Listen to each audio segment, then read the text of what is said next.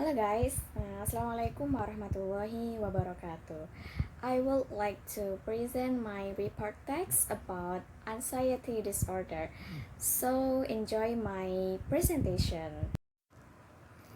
Okay guys, let's start with definition of anxiety disorder.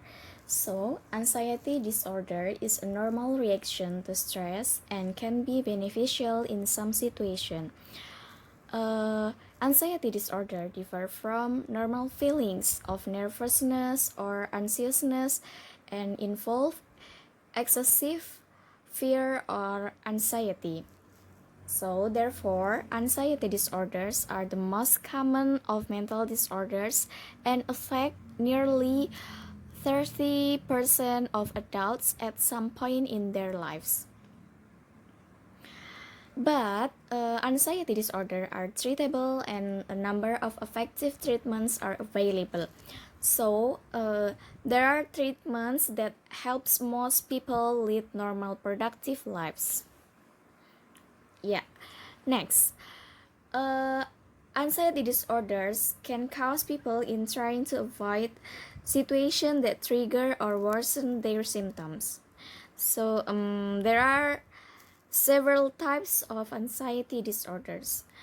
There are generalized anxiety disorder, panic disorder, specific phobias, agoraphobia, social anxiety disorder, separation anxiety disorder.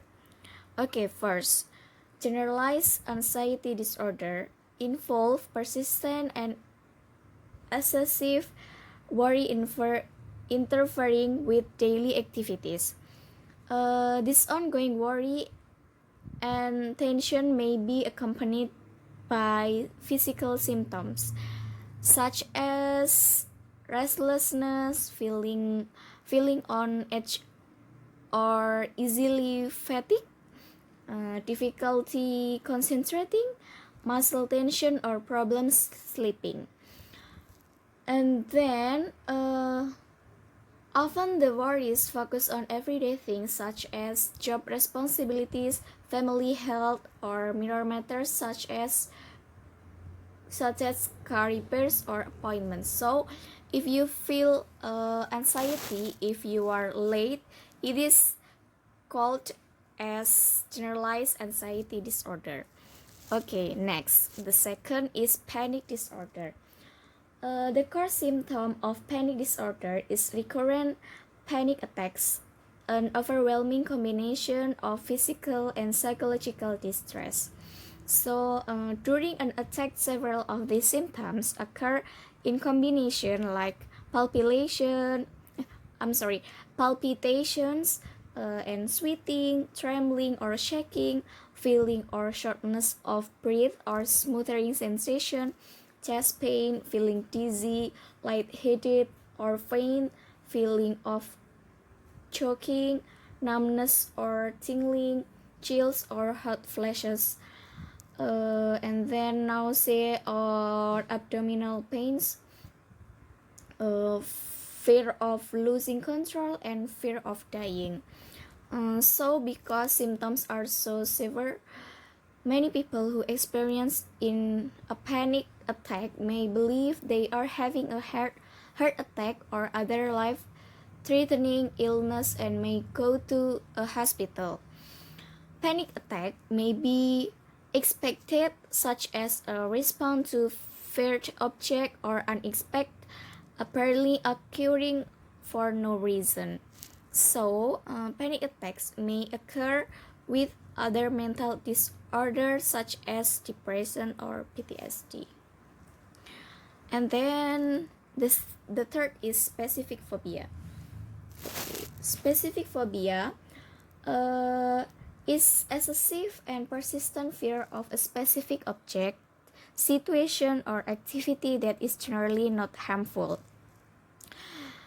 Patients know their fear is excessive, but they can overcome it. These fears cause such distress that some people go to extreme lengths to avoid what they fear. For example, people are fear of flying or fear of blood.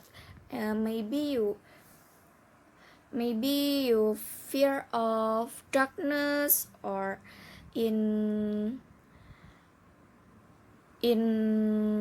like loneliness, like that. Okay, the next is agoraphobia. Agoraphobia is fear of being in situations where escape may be difficult or embarrassing, or help might not be available in the event of panic symptoms. The fear is out of proportion to the actual situation and lasts generally lasts